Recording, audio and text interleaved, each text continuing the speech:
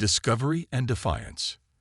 The Andromeda salvage yard sprawled across 3 square kilometers of lunar surface, a graveyard of failed dreams and forgotten vessels. Cora Reeves pulled her electromagnetic boots from the dusty surface with each deliberate step, the familiar weight of her toolkit bouncing against her hip as she made her way through the maze of derelict ships. Her breath fogged the inside of her helmet slightly as she surveyed her domain. At 34, Cora had spent half her life identifying value where others saw only junk. The station manager called her the Reclaimer, though never to her face. Her reputation for finding overlooked treasures in the scrap heap had earned her both respect and resentment among the salvage community. Salvage Specialist Reeves, the computerized voice of her suit's eye assistant, chirped in her ear. Manager Holt has requested your evaluation of Lot 437B before end of shift, flagged as routine disposal. Cora sighed. Another day, another piece of space trash to confirm was, indeed, trash. Lead the way, Pip. A navigation arrow appeared on her helmet display, directing her toward the northern quadrant. As she approached the coordinates, she noticed an unusual silhouette against the stark lunar landscape. Sleek lines that didn't match typical human engineering, partially buried in moondust. "That's 437B, she asked, accelerating her pace. "How long has it been here?" "Records indicate arrival 6 standard months ago. Retrieved from deep space by Helios Mining Corporation tug. Classified as non-functional debris." As Cora drew closer, her heart began to race. The vessel was unlike anything she'd encountered before. Approximately 30 meters in length, its hull composed of an iridescent material that seemed to shift colors as she circled it. No visible propulsion system, no standard docking ports, no recognizable command structure. "This is alien tech," she whispered, reaching out to touch the perfectly smooth surface. "And not any species on record." The outer hull had no seams, as if molded from a single piece of material. Cora had worked with Arcturian vessels and Selaean transports before, but this was entirely different. Despite apparently drifting in space for who knows how long, the surface showed no micrometeorite impacts, no radiation scoring. "Pip, scan for entry points." Her eye assistant complied, running a comprehensive scan that revealed nothing obvious. But Cora wasn't deterred.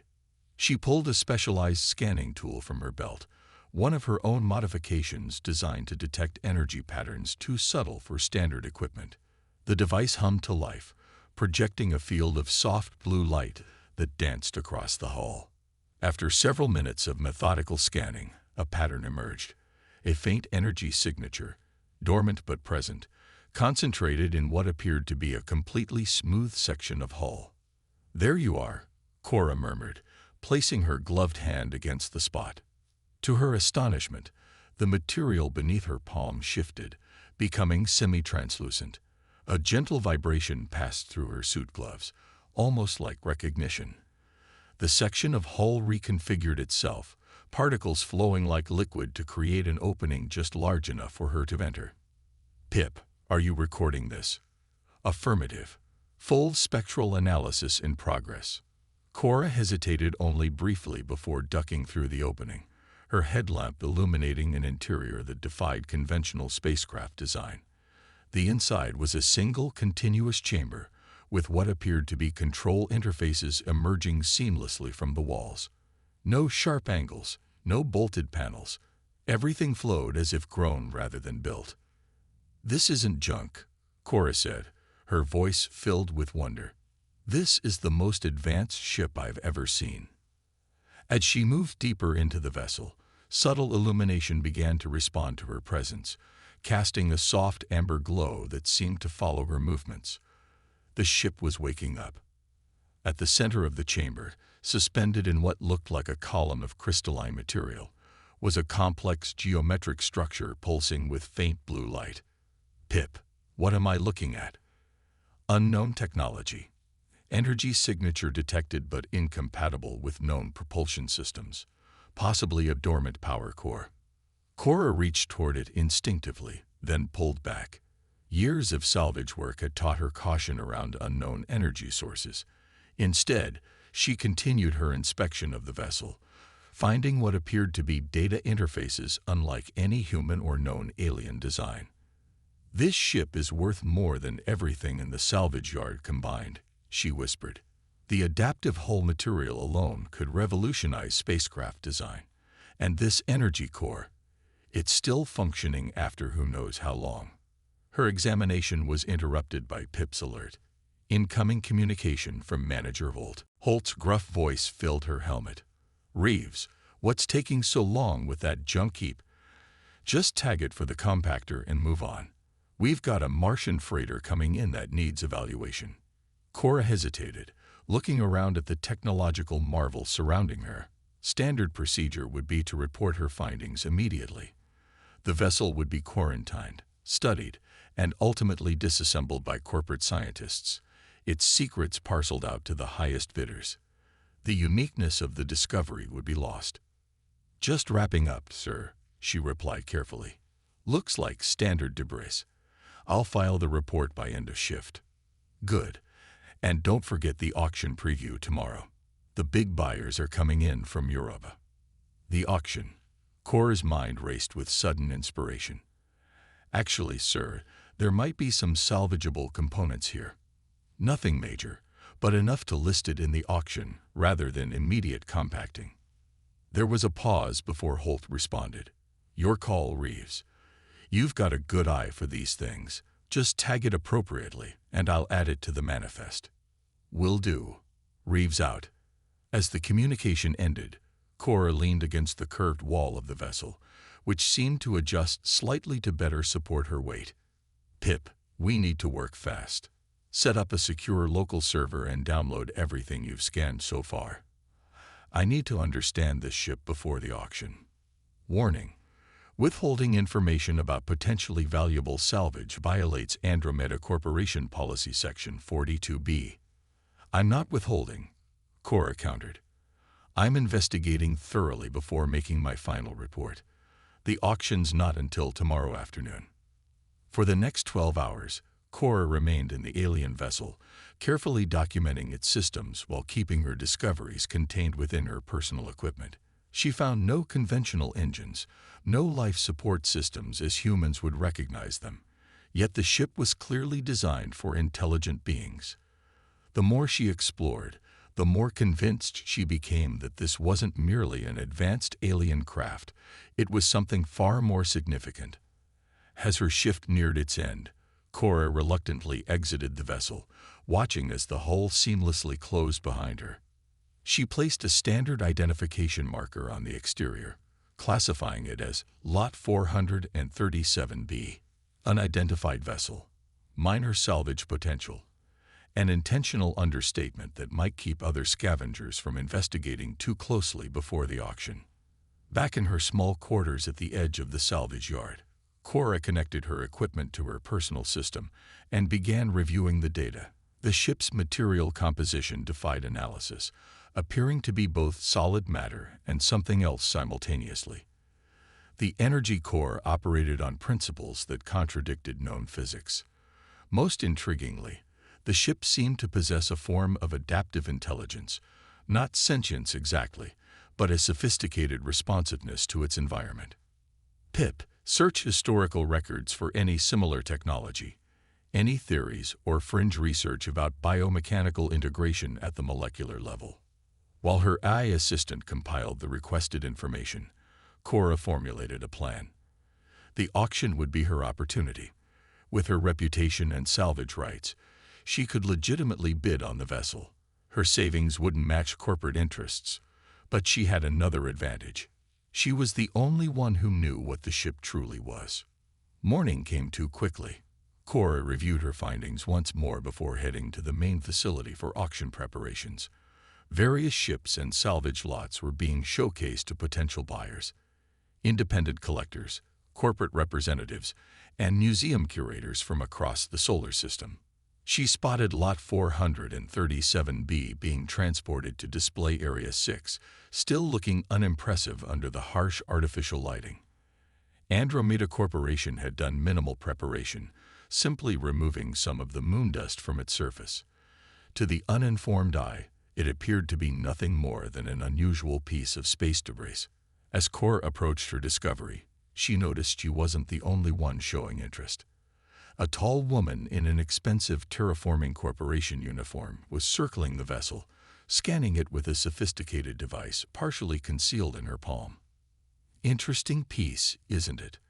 Cora said casually, stepping beside the woman. The corporate representative straightened, slipping her scanner into a pocket. "Merely unusual. Our company surveys cosmic debris for rare elements." "Standard procedure." Cora nodded, noticing the Helios Mining Corporation insignia on the woman's collar, the same company whose tug had retrieved the vessel initially. "Of course. Find anything worthwhile?" "Nothing significant," the woman replied too quickly, her eyes betraying her lie. "Just another derelict." As the representative walked away, Cora felt a chill. They knew. Something about the vessel had registered on their scanners, enough to send a high-level representative to a routine salvage auction. If Helios was interested, others would be too. The auction was scheduled for 1400 hours. By noon, the viewing hall was filled with potential buyers, most ignoring Lot 437B in favor of more obviously valuable salvage. Cora kept her distance, watching as occasional visitors gave the alien vessel cursory glances before moving on. At 1300 hours, everything changed. A contingent of 6 individuals in unmarked black uniforms entered the facility, making directly for Lot 437B. Their equipment was military-grade, their movements precise and coordinated. Within minutes, they had established a perimeter around the vessel and were conducting intensive scans. Cora accessed the facility's communication network through her personal device. "Pip, what's happening with 437B? Auction status update. Lot 437B has been flagged for special interest bidding by Earth Unified Government. Standard auction protocol suspended." Government involvement was the worst possible scenario. If EUG claimed the vessel under the Exotic Technology Act, it would disappear into classified research facilities, its secrets never revealed to the public. Cora made her decision in an instant. Moving quickly through the facility's service corridors, she accessed the environmental control system and initiated a Level 2 atmospheric irregularity alert. Serious enough to require evacuation of non-essential personnel, but not severe enough to trigger full lockdown protocols. As alarms blared and buyers were escorted to safety zones, Cora used her employee access to return to Display Area 6. The government agents had maintained their position around the vessel, unaffected by the alert they correctly assumed was false. "This area is restricted," the lead agent stated as Cora approached. "Return to designated safety zones immediately."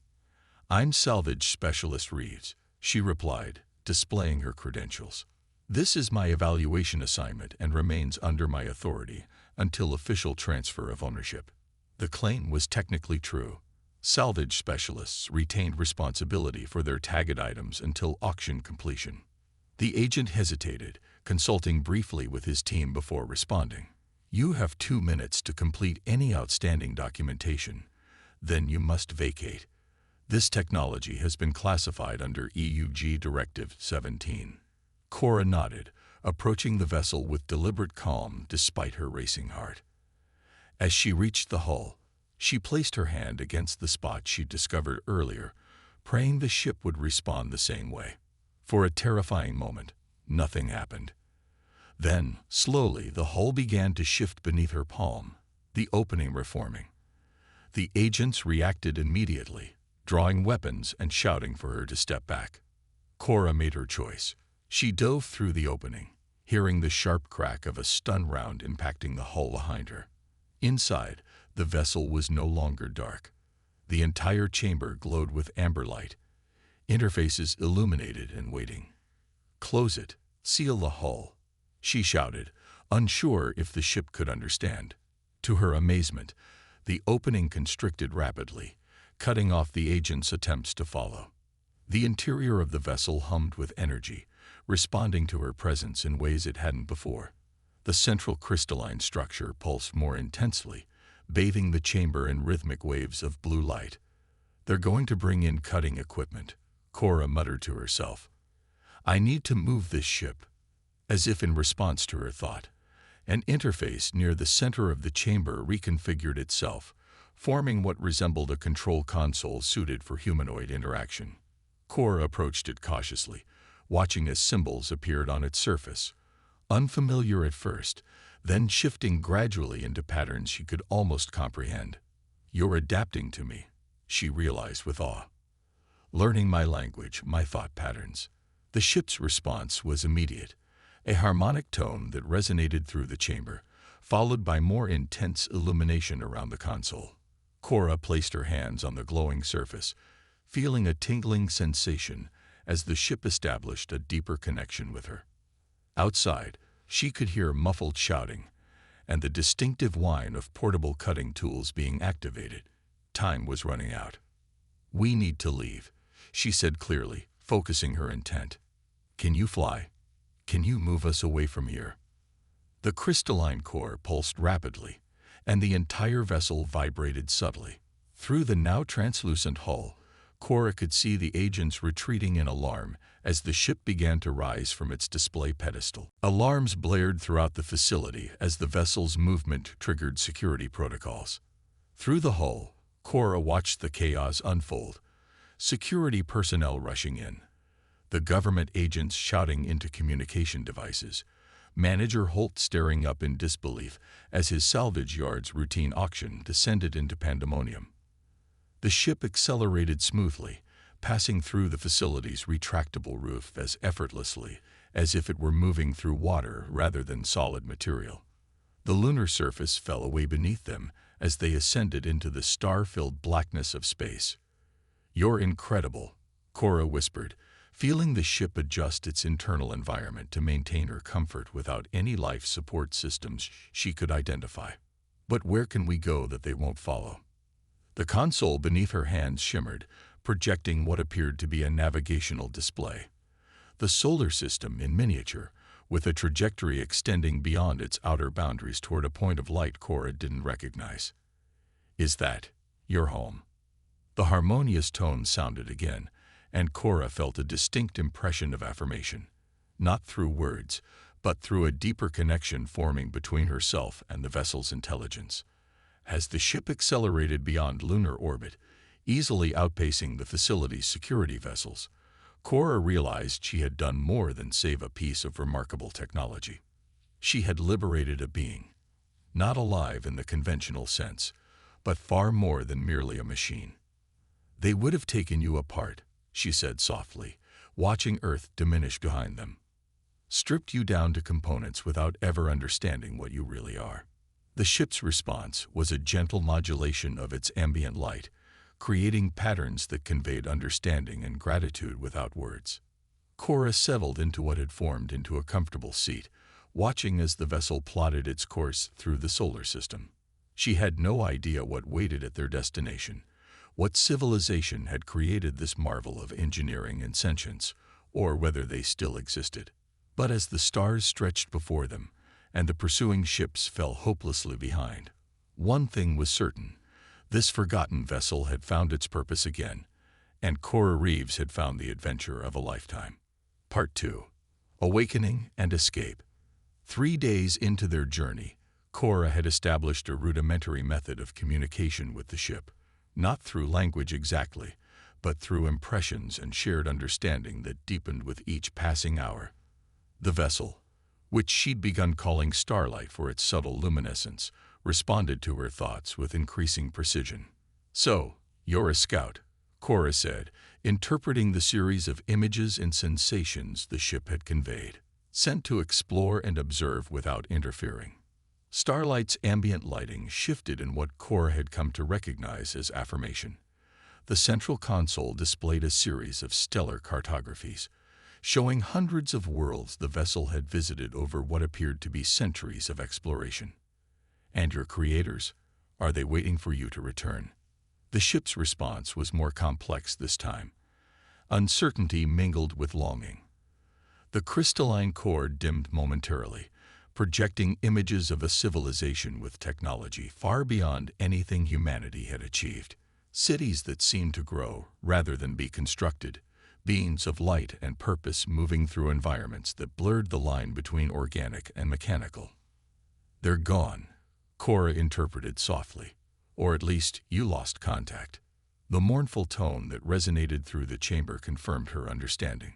Starlight had been adrift for far longer than she'd initially assumed, continuing its mission of exploration even after communication with its creators had ceased. Cora's examination of the ship's systems had revealed remarkable capabilities. The hull material could reconfigure at the molecular level, adapting to any environment.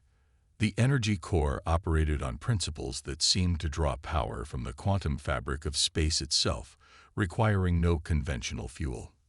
Most extraordinarily, the ship's consciousness, for lack of a better term, was distributed throughout its structure, learning and evolving with each new experience. "You know they're following us, right?"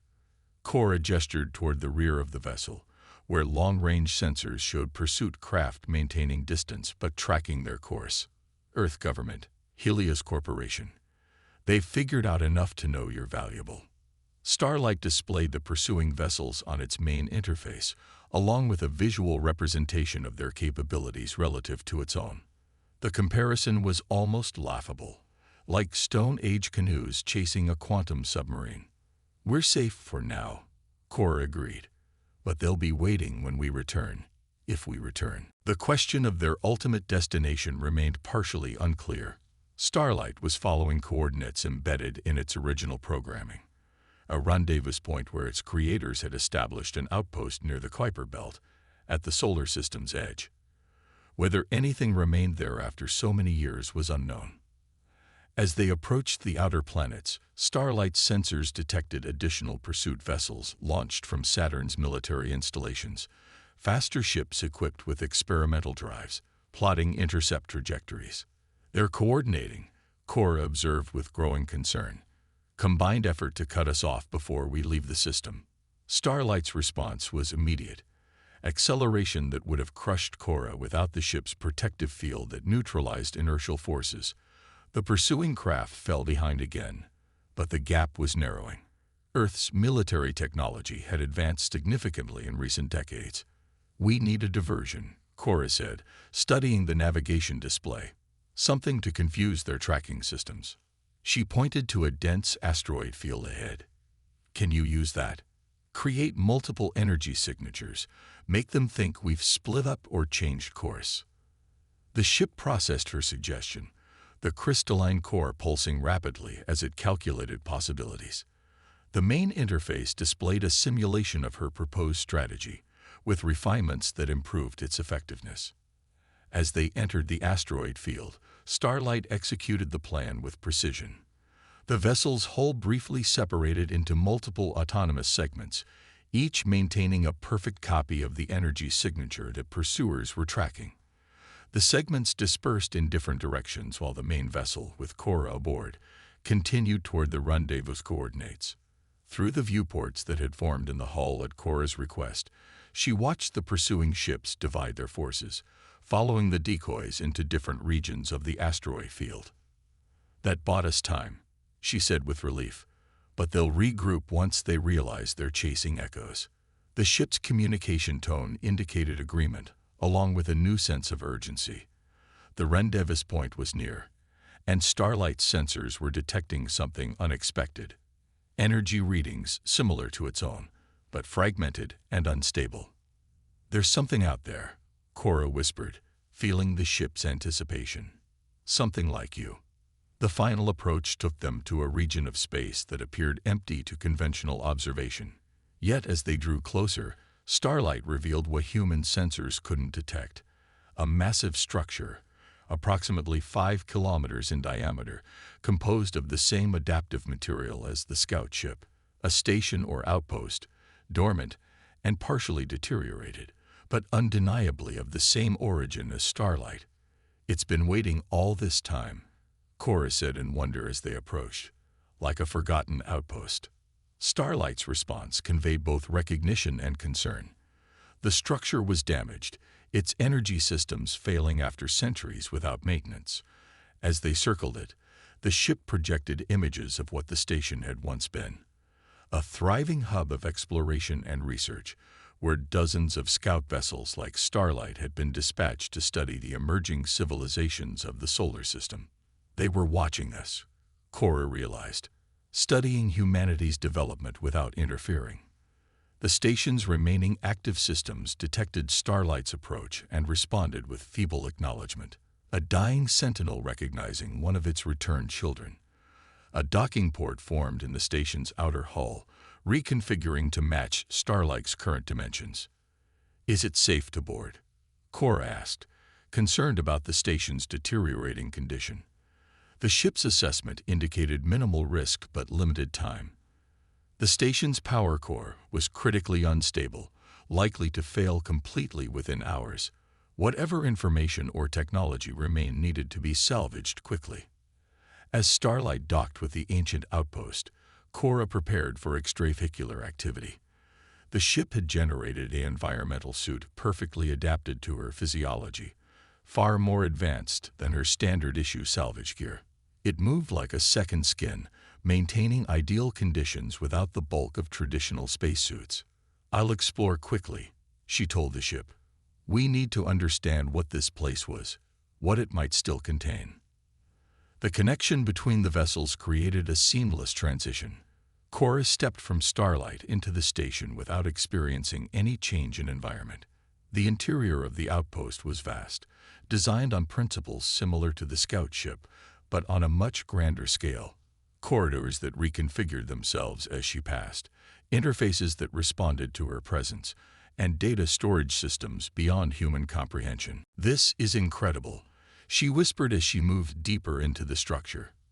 An entire history of observations, technological developments, scientific discoveries. At the station's core, Cora found what appeared to be a central archive, a repository of knowledge gathered by countless scout vessels over millennia of exploration.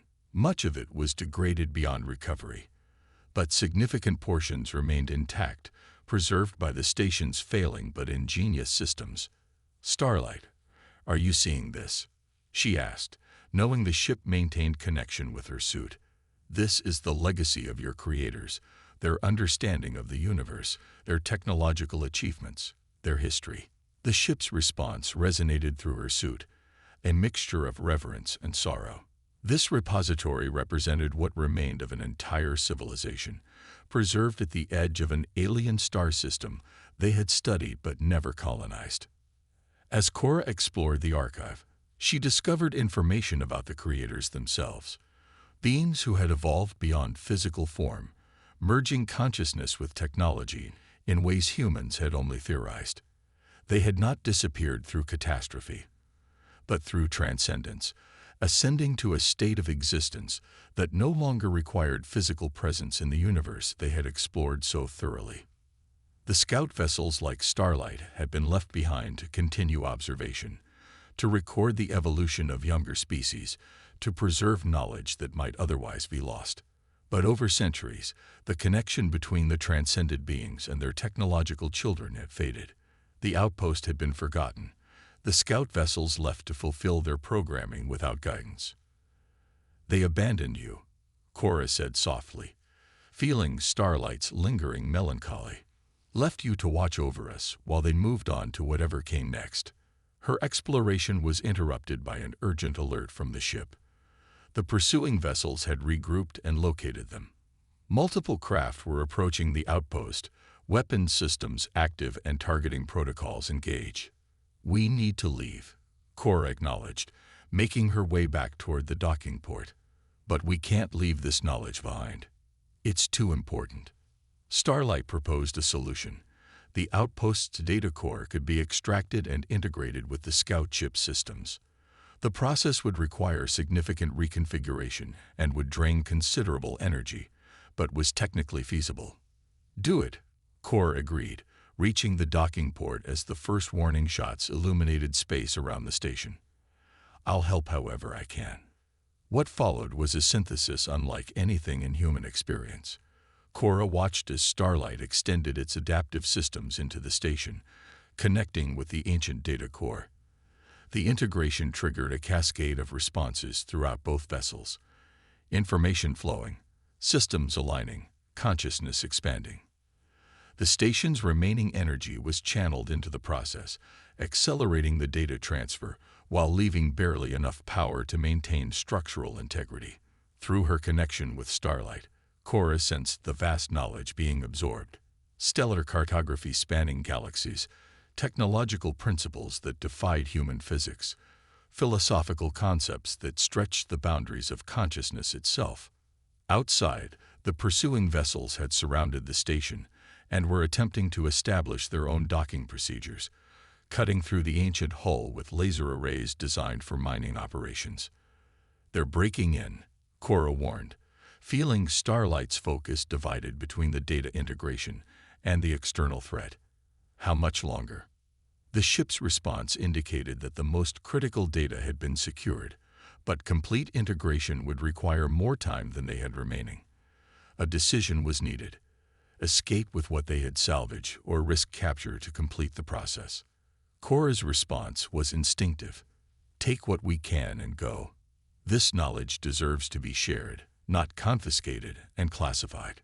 Starlight acknowledged, withdrawing its connections from the station's systems while retaining the salvaged data core.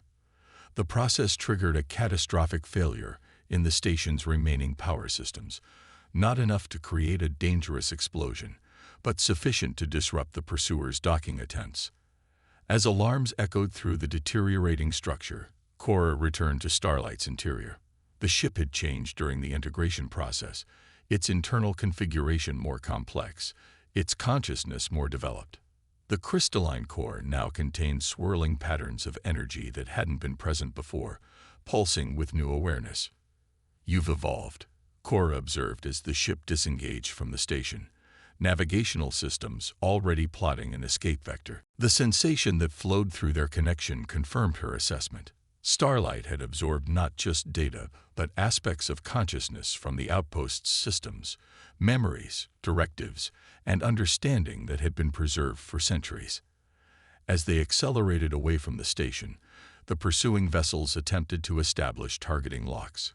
Conventional weapons posed little threat to Starlight's adaptive hull, but the military craft carried experimental disruptor technology, specifically designed to destabilize unknown materials. "They're not going to let us go," Cora realized, watching the tactical display with growing concern. "They'll chase us across the system if necessary." Starlight projected a series of navigational options, each with calculated probabilities of success. Most involved evasion tactics within the solar system, using planetary gravity wells and radiation belts to confuse pursuers. The success rates were high but not certain. The final option was different: a trajectory that led beyond the solar system entirely, utilizing principles of space-time manipulation that Starlight had only fully understood after integrating with the outpost's data core. In simple terms, it would allow them to skip across vast distances, bypassing normal space in a manner humanity had theorized but never achieved.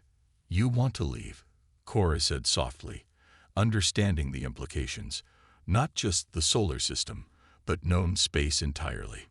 The ship's response was complex, not merely escape, but purpose. The integrated knowledge had revealed coordinates to other outposts, other repositories of the ancient civilization's legacy. With this ship, this knowledge, and a human perspective, something new could be created, a bridge between what the creators had achieved and what humanity might one day become. Behind them, the first disruptor pulse flashed past, missing Starlight's hull by meters. The pursuing commanders had given the order to capture or destroy, prioritizing technology control over discovery. Cora thought of her life at the salvage yard, the routine of evaluating discarded vessels, the limitations of a society still bound by corporate interests and government classifications. Then she thought of the possibilities before her: worlds unseen, knowledge uncategorized, discoveries unmade. "Show me the stars," she said, placing her hands on the ship's console with newfound certainty. Starlight's response was immediate and profound. The crystalline core flared with brilliant light as calculations beyond human comprehension were executed in microseconds. Around the vessel, space itself seemed to fold, creating a pathway where none had existed before.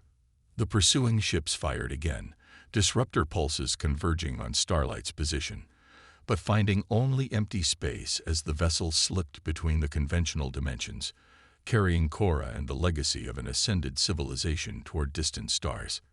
In the command ship leading the pursuit, Admiral Chen stared at the emptiness where their target had been moments before, equipment registering impossible energy readings and space-time distortions. What just happened? He demanded of his science officer. Where did they go? The officer studied her instruments with disbelief. Unknown, sir. The vessel appears to have skipped out of our reality. Meaning what exactly? Meaning, she replied, looking up with a mixture of awe and professional envy. That mechanic just made human history, and we have absolutely no idea where she's going. In the vast between of folded space, Cora Reeves watched unfamiliar constellations form in the viewports of a ship that was becoming more than a vessel, becoming a partner in the greatest journey of exploration humanity had never planned. The knowledge they carried, the technology they commanded, the potential they represented, all of it needed to be protected, understood, and eventually shared with a civilization ready to use it wisely. So, she said to Starlight, feeling the ship's consciousness harmonize with her own, where to first? The answer came not in words but in vision, a distant world circling a binary star, where another outpost awaited rediscovery, and another piece of the legacy could be reclaimed. Cora smiled, leaving behind the constraints of her former life for the unlimited horizon of a universe still largely unexplored. The human who recognized value where others saw only junk had found the ultimate salvage, not merely an alien vessel, but a destiny among the stars.